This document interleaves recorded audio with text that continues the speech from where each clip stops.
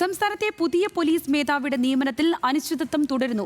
UPSC കൈമാറിയ പട്ടികയ്ക്ക് പുറത്തുനിന്നൊരാൾക്ക് police തലവന്റെ താൽക്കാലിക ചുമതല നൽകുന്നതിനുള്ള നിയമവശങ്ങൾ സർക്കാർ പരിശോധിക്കുകയാണ്. എന്നാൽ UPSC കൈമാറിയ പട്ടികയിൽ നിന്നല്ലാതെ മറ്റൊരാളെ തീരുമാനിക്കാൻ ആകില്ലെന്നാണ് നിയമവിദഗ്ധരുടെ പക്ഷം.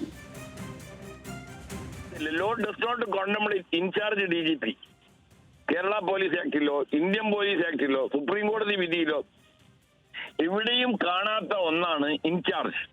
അപ്പൊ എവിടെയും കാണാത്ത ഒരു താൽക്കാലിക ഏർപ്പാട് സംസ്ഥാന സർക്കാർ അത് സ്ഥിരമായി സുപ്രീം കോടതിയുടെ വിധി അനുസരിച്ച് UPSC അയച്ചിരിക്കുന്ന ഈ നിർദ്ദേശം മറികടക്കാൻ ചെയ്യുന്നുണ്ടെങ്കിൽ അത് നഗ്നമായ നിയമലംഘനമായിട്ടേ കാണാൻ പറ്റുകയുള്ളൂ.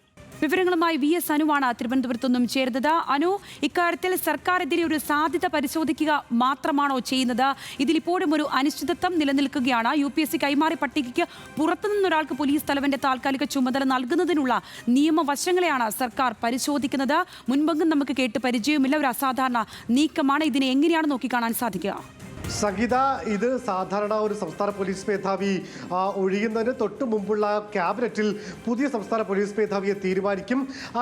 അതാണ് സ്വാഭാവികമായി നടക്കുന്ന ഒരു പ്രക്രിയയെങ്കിൽ ഇവിടെ തികച്ചും അസാധാരണമായി ഇനിയും സംസ്ഥാന പോലീസ് മേധാവി സ്ഥാനത്ത് നിന്നും ഷെയ്ഖ് ദർവേഷ് സാഹിബ് ഒഴിയുന്നതിന് 2 ദിവസം മാത്രമേ ഉള്ളൂ. 30-ാം തീയതിയും അദ്ദേഹം ഒഴിയേണ്ടതാണ്.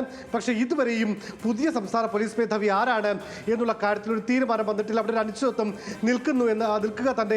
ഇവിടെ എന്തുകൊണ്ടാണ് അങ്ങനെ ഒരു പ്രശ്നം എന്ന് ചോദിച്ചു കഴിഞ്ഞാൽ, ഈ സംസ്ഥാനം കേന്ദ്രത്തിന് കൈമാറിയ 6 പേരുടെ പട്ടികയിൽ നിന്ന് 3 പേരുടെ പട്ടികയാണ് സംസ്ഥാനത്തിന് തിരികെ UPSC നൽകിയിട്ടുള്ളത്. ഈ 3 പേരും പല കാരണങ്ങളിൽ സംസ്ഥാന സർക്കാരിന് താല്പര്യമില്ലാത്ത ആളുകളാണ്, അല്ലെങ്കിൽ ചില കാര്യങ്ങളിൽ അവരോട് വിയോജിപ്പ് ഉണ്ട് എന്നാണ് മനസ്സിലാക്കുന്നത്. ഇതിൽ 1ാമത്തെ പേരുകാരനായിട്ടുള്ള DGP നിതിൻ അഗർവാൾ, അദ്ദേഹം BSFന്റെ ഡയറക്ടർ ജനറൽ ആയിരുന്നു. പക്ഷേ അവിടുന്ന് അപ്രതീക്ഷിതമായി അദ്ദേഹത്തെ തിരികെ സംസ്ഥാനത്തേക്ക് മടക്കി അയക്കുന്നു. അദ്ദേഹം BSFൽ, അതിനു മുമ്പ് CRPFൽ, അതിനു മുമ്പ് CSFൽ, അതുകൂടാതെ തന്നെ ബോർഡർ സെക്യൂരിറ്റി ഫോഴ്സ്, ഈ പറയുന്ന ഇൻഡോ ടിബറ്റൻ ബോർഡർ ഫോഴ്സിൽ, ഇങ്ങനെ ഈ കേന്ദ്ര സേനകളിലാണ് അദ്ദേഹം കുറേ കാലം സേവനമനുഷ്ഠിച്ചത്. അത് സംസ്ഥാനവുമായി ഒരടുത്ത ബന്ധമില്ല. അതുപോലെ തന്നെയാണ് റവാഡ ചന്ദ്രശേഖരം. അദ്ദേഹവും ഈ കേരള കേഡറിൽ നിന്ന് പോയിട്ട് ഏകദേശം 16 വർഷമാകുന്നു. അദ്ദേഹം ഇന്റലിജൻസ് ബ്യൂറോയിലെ സ്പെഷ്യൽ ഡയറക്ടറാണ്. ഇപ്പോൾ ഈ 2 ഉദ്യോഗസ്ഥരും സംസ്ഥാനത്തിന്റെ പ്രത്യേക രാഷ്ട്രീയ സാഹചര്യങ്ങളോടൊപ്പം നിൽക്കുമ്പോൾ എന്തൊക്കെയുള്ള ആശങ്ക സംസ്ഥാന സർക്കാരിനുണ്ട്. ഇവിടെ റവാഡ ചന്ദ്രശേഖരന്റെ കാര്യത്തിൽ മറ്റൊരു കാര്യം കൂടെയുണ്ട്.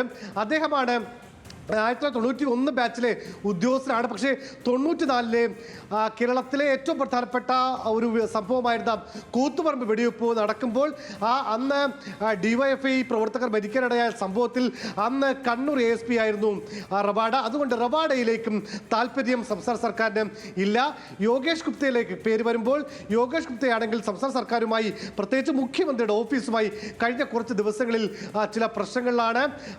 ഈ പറയുന്ന KM അബ്രഹാമിന്റെ ഫയൽ CBIക്ക് കൈമാറിയതുൾപ്പെടെയുള്ള വിഷയങ്ങൾ.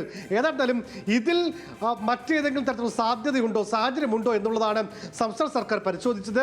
ഈ നിയമവിദഗ്ധരെന്ന് പറയുമ്പോൾ ഈ പറയുന്ന ഔദ്യോഗികമായിട്ടുള്ള നിയമോപദേശമല്ല, പകരം ചില മുതിർന്ന അഭിഭാഷകരെ, സുപ്രീം കോടതി അഭിഭാഷകരെയൊക്കെ ബന്ധപ്പെട്ട് ഇതിൽ എന്തെങ്കിലും സാധ്യതയുണ്ടോ എന്ന് തേടുകയായിരുന്നു. പക്ഷേ അങ്ങനെ ഒരു സാധ്യത ഇല്ല എന്ന് തന്നെയാണ് സംസ്ഥാനവും മനസ്സിലാക്കുന്നത്.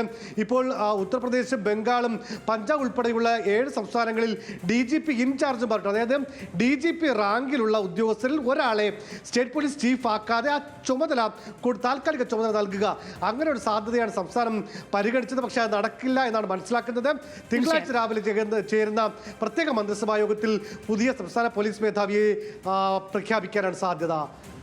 സംഗീത.